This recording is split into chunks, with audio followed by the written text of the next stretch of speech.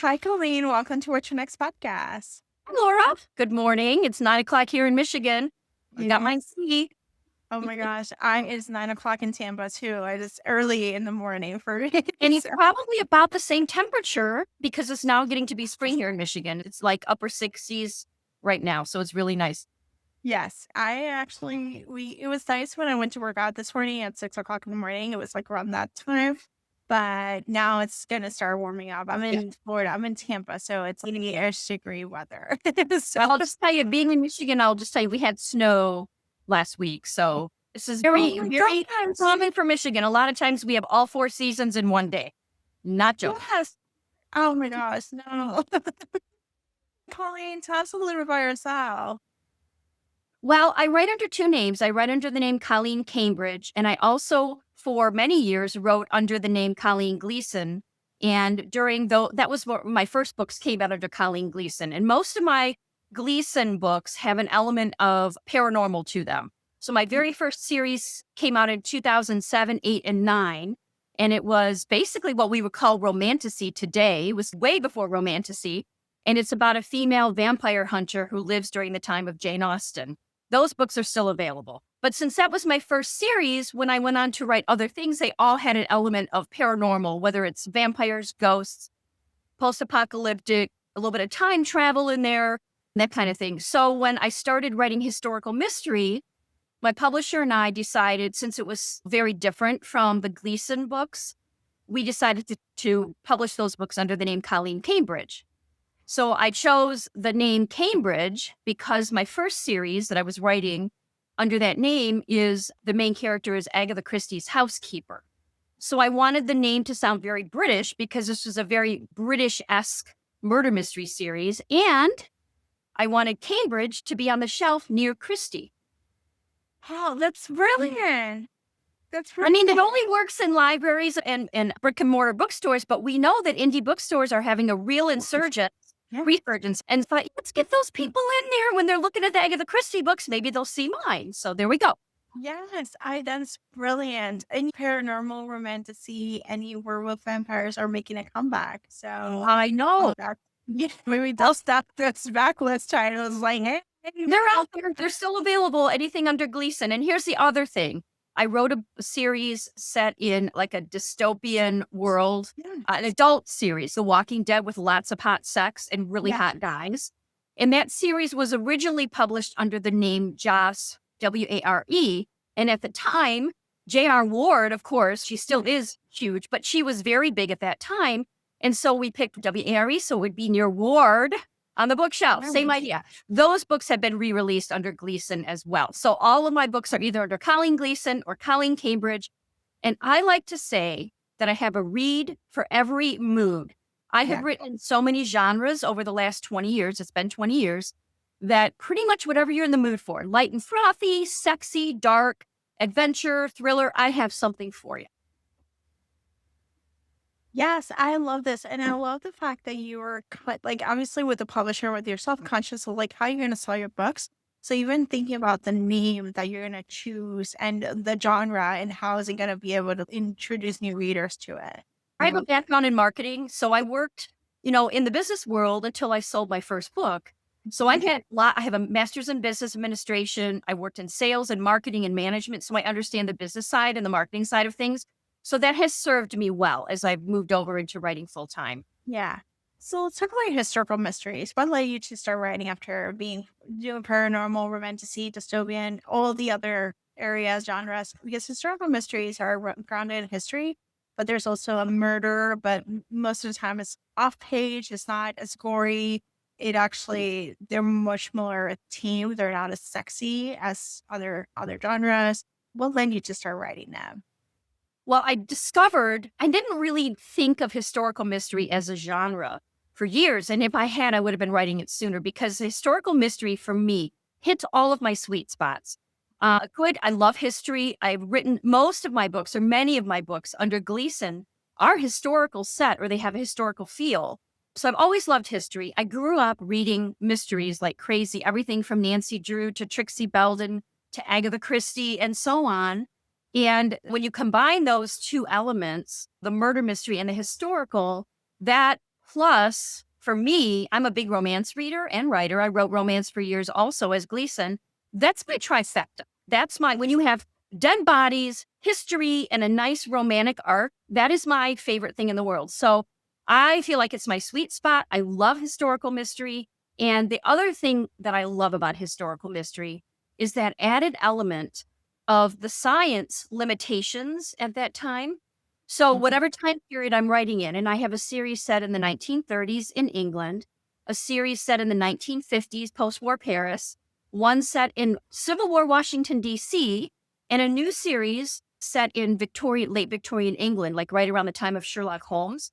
Each of those time periods have very specific things they knew and didn't know about science and solving crimes and what they did in order to solve a murder. It was pretty limited what they did up until we get into the 30s and 50s.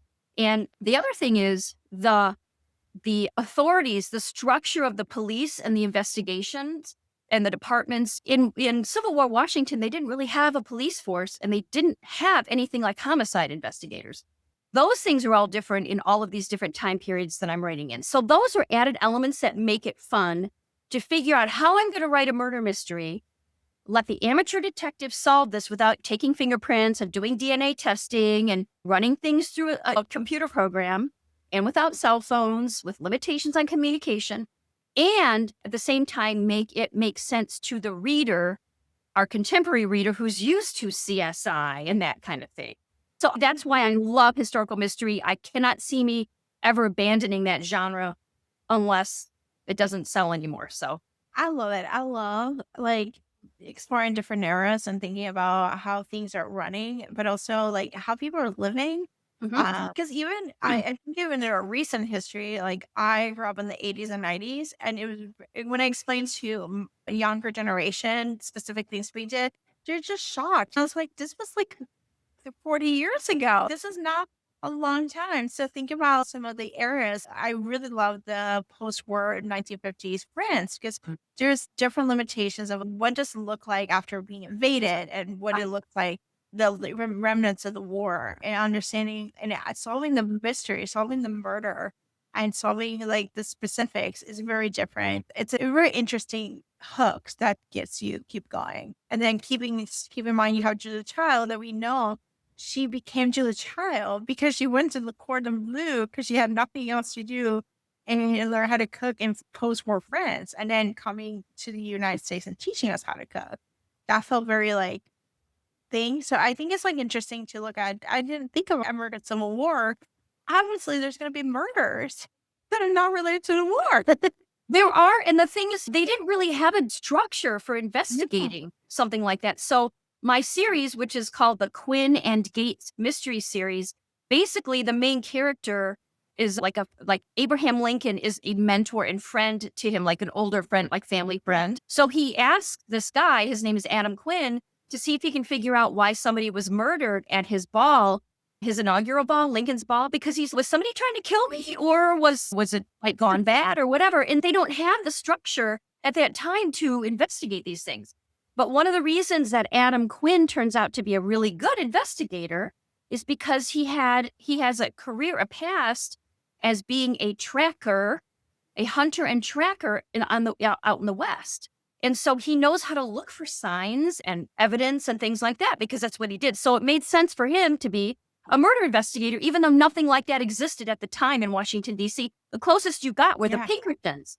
But I want to go back to what you said about post-war Paris, and you're talking about my An American in Paris mysteries, which are set in post-war Paris. My main character, Tabitha Knight, is a former Rosie the Riveter, and she goes to live in Paris with her grandfather, and she meets Julia, and they keep finding dead bodies. But what's interesting about that time and the logistics of solving a murder is that they took fingerprints. They could take fingerprints and use those kinds of things, and they could do some testing.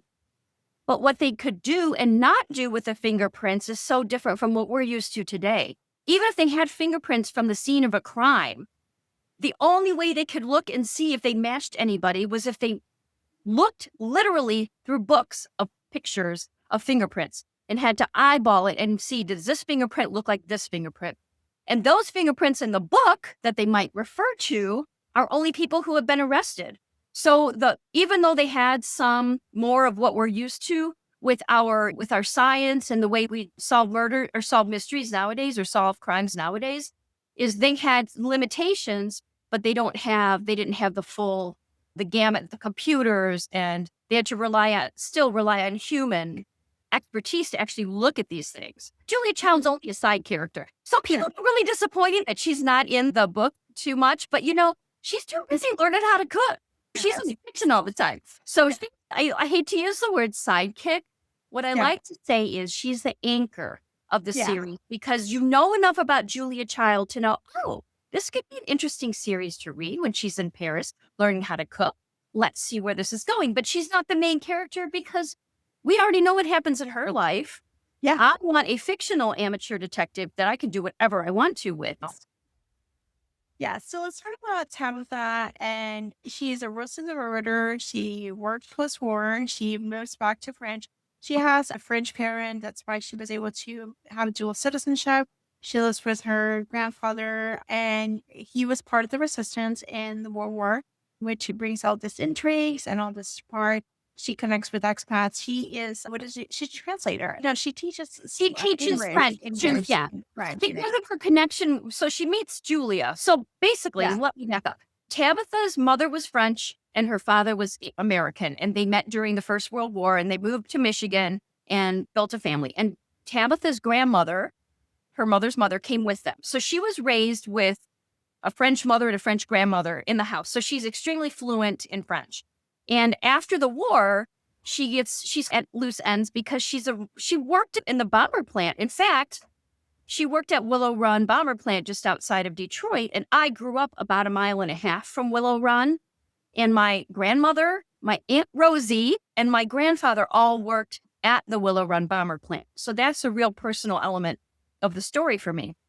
So Tabitha's kind of at loose ends after the war is over because she's used to doing men's work, even though we don't like to call it men. You know what I mean? She doesn't want to just get married and be a mom or be a teacher. She doesn't know what she wants to do. And that's part of the reason she and Julia get to be really good friends, because they end up living on the same street in Paris. They meet and they go to the market together every day. And Julia's teaching Tabitha how to cook. And Tabitha's fixing random things around Julia's house. But because of her connection to Julia and Paul Child, as she worked for the U.S. government over there, at the embassy, she gets connected with people at the embassy to teach, like, the wives of the ambassadors are French. And so she's very fluent. So that's her realm, what she does. And then she lives with her grandpère and his partner, Oncle Ross, and they're very wealthy. Grandpère is a partner in a bank. But yes, there is a background that it just gets hinted at. But in this book right here, In the Spirit of French Murder, which is a book that's coming out April 28th, which is the 4th book in the series, we get some real specifics about what they did as part of the resistance during the war, because they were in a group called the Nine Bluets. And somebody starts killing off members of the Nine Bluets. And that's the basis of that particular story.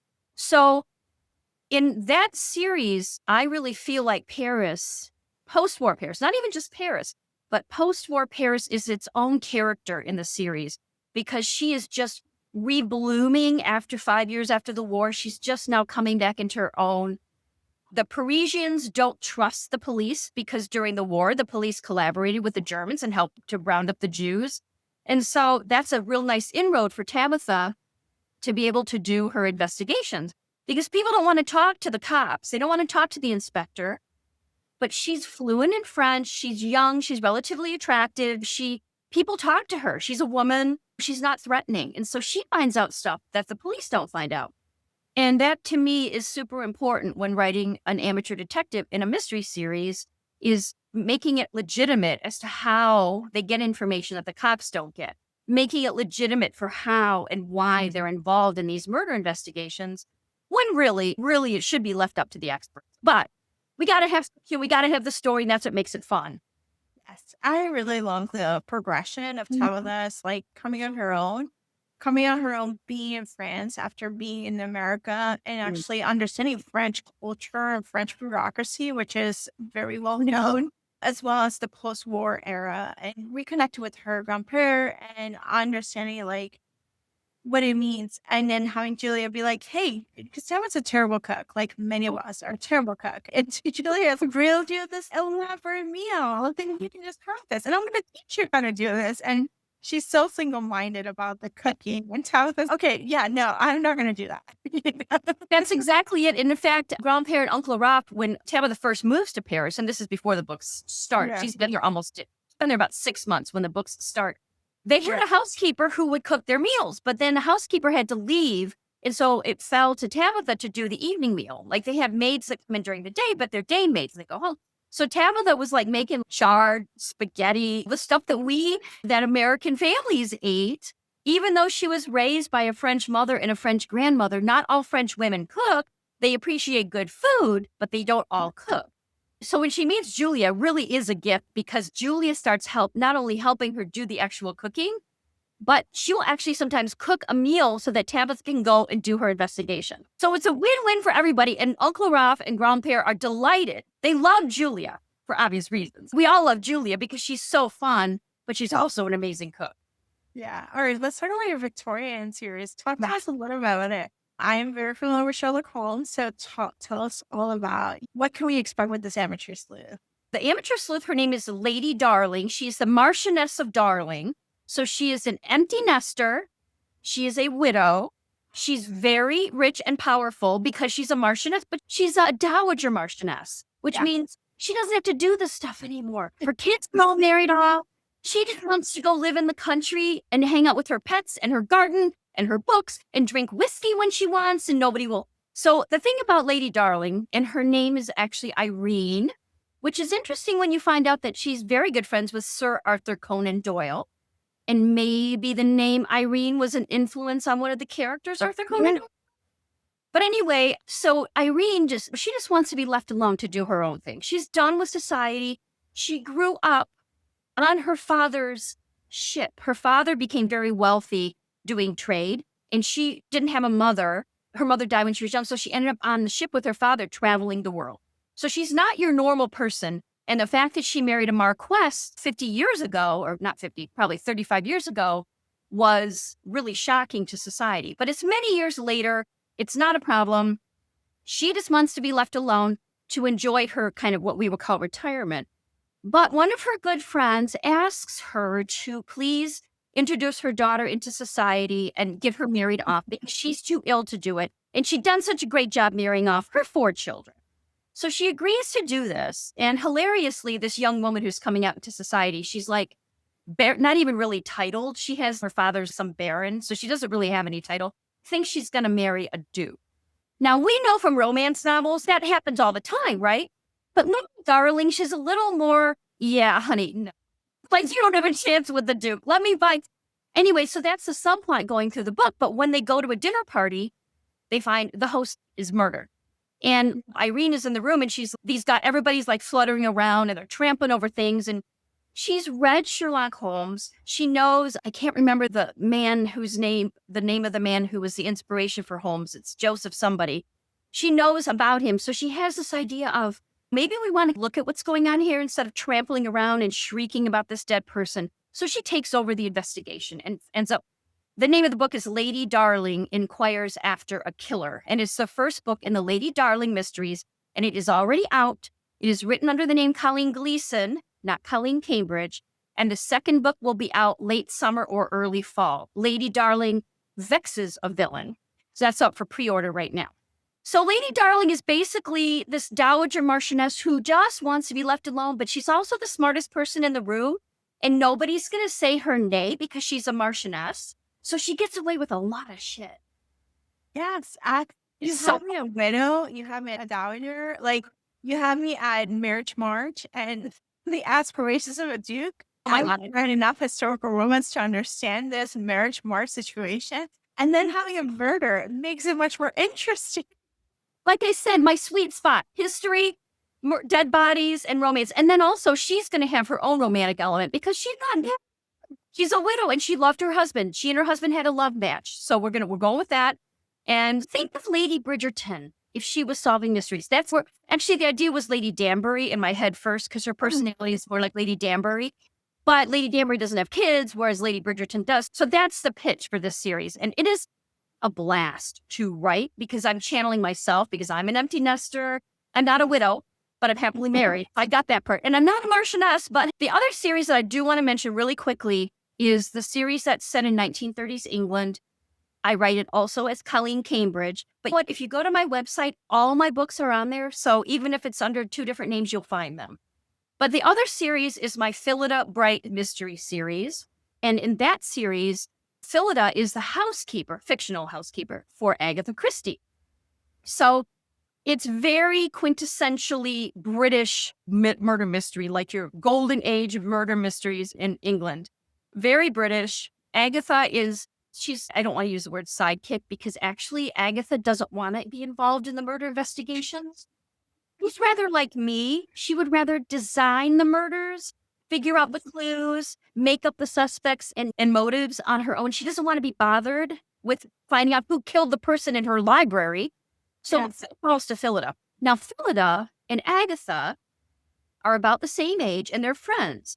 And in my story, they met during the First World War when Agatha was working at the dispensary at the hospital and Phyllida is a nurse. So they met at the hospital. So they were friends long before Agatha became Agatha Christie writing novels. Some things happened in her life. So they are friends more than employer and housekeeper. They have a very unique relationship, which is why Phyllida gets to do what she does. But the other thing is, in a very large estate, and think Downton Abbey, even though Agatha Christie did not live in a house that big, in a very large estate, the housekeeper, if she hires well and manages well, doesn't really have a lot to do. Yeah. All of the staff does it. So Phyllida has plenty of time to go around and investigate murders. So that's that series. And this blue one right here, Murder at Mallowan Hall, is the first one in the series. Oh my gosh, I love this. I am excited to read the Agatha Christie and then Blade Darling series. And then go back to American Civil War. I don't read enough historical American historical mystery, like historical mysteries or historical romances. There's not a lot. There's a lot of it in Europe, but The American Civil War is tough because there's all the implications of it. Yeah. But I wrote that series. I wrote 3 books in that series, and there aren't any more at this point, but there may be in the future. I wrote those before I wrote the ones that are around me right here. In fact, if you look here, this is the original cover for the first Quinn Gates mystery, and it's totally repackaged. It's totally different now. You're dealing with the Civil War with all of the baggage that comes with it, and it can get dark. I mean, as you can imagine, because it's during the war. But there's a romance in it, of course. Of course there's a romance. I'm not going to write something. I will never write something without a romantic element. I'm the person that believes love makes the world go round. So I think it just adds a little bit of like something like a little bit of like a little spark to your life. So. Yes. And in my historical mystery series, you get this arc of this relationship. It develops over a number of books. Yeah. And as a reader, I like a slow burn. I like to see the 2 people, whether it's man and woman, woman and woman, man and man, whatever, that relationship develop, not just insta love, which I also subscribe to because I know people who have literally fallen in love at first sight and been happily married for 20, 30 years to the person that they fall. But for me, the core of all of my books is that the main character is a strong woman and she has a partner that appreciates that strength and doesn't try to subdue it and even appreciates her faults. Yeah. So I love this. All right, Colleen, tell us what kind of books do you tend to read? Do you read widely? I feel that you read romance and historical, but what do you read? Well, I will tell you, I read a lot of historical mystery because it's my sweet spot. I run a book club at my local indie bookshop. And we call it, this is not Oprah's book club because we only read I pick all the books because it's my book club. And so I pick all the books and they're all books that leave you feeling satisfied. And sadly, I've read a number of Oprah books, quote, that did not leave me feeling satisfied. So I just say right up front, we read genre fiction. Everybody knows that when you read genre fiction, if you're reading romance, they're going to be happy at the end. If you're reading a mystery, they're going to catch the killer. If you're reading science fiction, fantasy, they're going to get rid of the big bad. You know what I mean? So there is a little bit of this expectation there. So I read widely because I pick books for that book club. I read in many different genres, although I don't read a lot in different genres. If I see a book that I think would be good for the book club, and I've been running it for over 3 years, oh my gosh, 4 years, almost 5 years. We started right after 21. I know what the readers in the book, like the vibe of the book club. And so if I see something that I think looks good outside my comfort zone, I will read it and see if it's a fit for the book club, which is what I've done a number of times. I also read J.D. Robb and Nora Roberts. Anything she publishes, I immediately buy and read. My favorite author of all time is Elizabeth Peters, who also wrote as Barbara Michaels. And between her, Nora, and J.D. Robb, I do a lot of comfort rereads because as a writer, I have to have a break. And if I read new books, I'm reading them as a writer as well as a reader, and I'm working too hard, so it's not as much of a rest for me. So I do comfort rereads all the time. Like as often as I do new books, I'm rereading something because it's just like cuddling up with an old T-shirt. And thank God Nora and J.D. Robb and Barbara Michaels, Elizabeth Peters have written a lot of books together. So I can pretty much be comfortable reading them over and over again and there's enough of them. Yeah, just J.D. Robb alone, you have I know. fun series of procedurals. There's going to be Resolve, you're going to have Blue Rubis, you're You going to can have see all of my J.D. Robb Yeah, right here, right? Yeah. Yeah. So you have enough procedurals to, I don't know, find comfort in Law and Order to watch it. I know what's going to happen. I know the bad guy. It's the same idea. I find comfort in procedurals. Like they're just fun. Well, and I'm not editing it in my head because when I read any other books, I'm editing them. I'm like, would I write this differently? Why did the author make this decision? I don't know if I agree with this decision. Like it's too much work. And then sometimes if I'm reading something so good, I get mad at myself because I'm like, why didn't I come up with this idea? Which is one of my new series that I just found recently. It's called the Chronicles of St. Mary's. It's by Jodi Taylor. And the first book in the series is Just One Damn Thing After Another. And it's about a group of historians who time travel in order to study history. And it's funny and it's really interesting because it's about history. And I'm like, why did I not think of this idea? This is a great idea. I'm trying to edit it and rewrite it in my head, or also, oh my God, I hate you because you wrote such a brilliant book. I wish I'd have thought of it. And then I also read Agatha Christie's. Every time I'm going to start a new Phyllida Bright book, I read a couple Agatha Christie's because each Phyllida Bright book is inspired by a Christie novel or novels. And also in the books, Agatha Christie, my character, gets a whole bunch of ideas for her own books by all the murders that happen. So that's where she gets her ideas from, all the dead bodies that Phyllida finds. Yeah. Oh, and then I read nonfiction for research for my historicals. Yes, I can imagine. So you have a lot of reading to read on and are specific, but do you have any other books you want to recommend? I think you have a couple. I did mention, like I said, the Jodi Taylor Chronicles of St. Mary's is wonderfully fun. Our book club just read, like a year and a half ago, we read A Psalm for the Wild Built by Becky Chambers. Psalm, Psalm. It is what they call hope punk. And it's a short read, but it is something that is it's very quiet and thoughtful. And I wouldn't say there's a lot that happens in it, but it's just, anyway, it's a lovely read. It's like a break. It's called Hope Punk for a reason. So we read that and I really enjoyed that. I love the Thursday Murder Club series. I actually think the books are better as the series goes on. I thought the first book was really good, but I think it's the weakest of all of them. So that's really a nice thing to say, that the series is getting better. Well, we just read in my book club, literally, we had our meeting like 2 days ago. We read The Last Beekeeper by Julie Carrick Dalton. And that is it's a book. It's like a mildly post-apocalyptic book set sometime in the future, not too far after the insect world collapses and there's no pollinators, there's no bees. And it's a little bit of a dystopian post-apocalyptic feel, but it's also real quiet.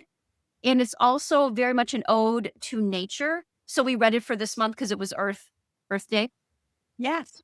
And what else did we just read that everybody really loved? I can't remember. We read The Resurrectionist by A. Ray Dunlop. That is set in Scotland in, I think, the mid to late 1800s. And it's about And this really happened. It's about all the people that were going to school at the medical school in Edinburgh, which was the place to go.